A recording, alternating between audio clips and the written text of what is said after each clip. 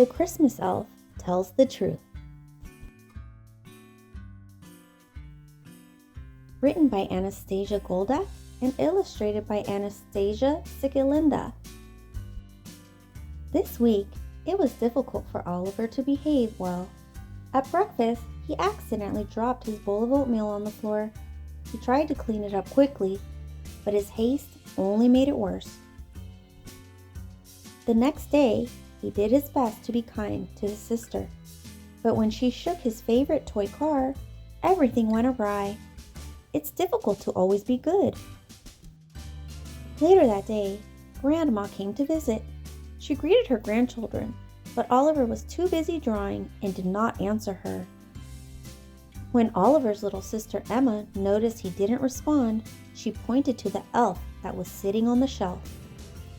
"He will tell Santa everything," she said. That was the last straw. Oliver threw down his pencil, crumpled the drawing, and went into his room to be alone. That's where his grandmother found him. "Oliver, darling, what's the matter?" "I behaved badly again today," he whimpered. "The elf will tell Santa everything, and I won't get any gifts from him." Disappointed, Oliver began to cry. So that's what this is all about. Oliver's grandmother understood what had been bothering him all this time. A gentle smile appeared on her face. She sat down next to her grandson. "I've been wanting to tell you this story for a long time. It's about one of my adventures from when I was your age." The boy loved his grandma's stories. His tears dried up, and he was ready to listen with great interest. "It was Christmas Eve, and I couldn't sleep. Just like you, I was worried if Santa would bring me what I dreamed of. I was lying in bed, listening to the clock on the wall. Tick-tock, tick-tock, tick-tock. Suddenly, I heard strange noises coming from the kitchen. It was as if someone very small had jumped down to the floor. Then I heard the footsteps of tiny feet. Clip-clop, clip-clop, clip-clop, and couldn't help but wonder what was making the sound, so I decided to leave my room. I still remember feeling that what I saw was a miracle. Our Christmas elf was trying to climb onto the table to reach a plate of cookies, but both the table and the chair were too high, and he couldn't get to them. So I quietly came up behind the elf. I lifted him up and put him right on the plate. You should have seen how upset he was. "Well, wow," the elf exclaimed. "You got me."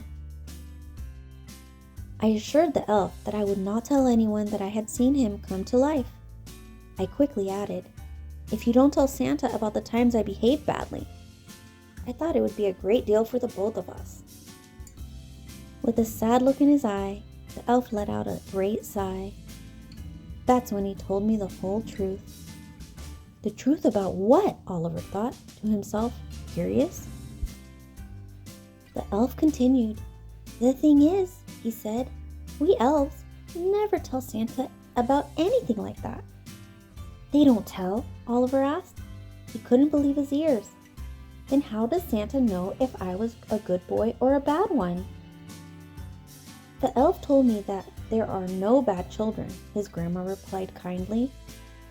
"What happens is that children have not yet learned how to behave well, but Santa knows that they will learn. So to Santa, all children are good, and he prepares gifts for everyone, no matter what. This is the meaning of Christmas." "But wait, Grandma, then why does the elf come to us before Christmas, if not to watch me and tell Santa everything?" "Oh, my dear, that's what upset my elf the most. He confessed that just before Christmas is the only time when the elves have finished working on gifts and can go on vacation. Most often, they choose a family with kids because they love to entertain them with their funny antics. That's why it hurts the elves so much to know what people are saying about them. He told me I would so like the kids to know that we love them and would never take their gifts away. But instead, they think we're coming to watch them and report to Santa.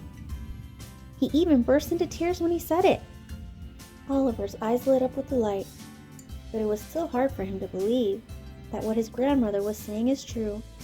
He asked again, "So I'll get a gift even if I made a mess in the kitchen and offended my sister? And even though I was rude to you?" "Yes, sweetie."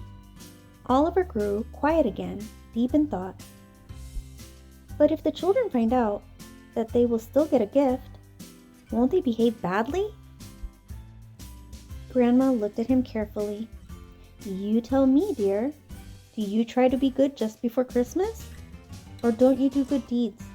Don't you love Mom and Dad and your little sister even when the holidays are over and all the gifts have been received?" "Yes, I do," the boy shouted happily. Oliver was relieved. He realized the main reason to be good was because he loved his family, not to receive gifts.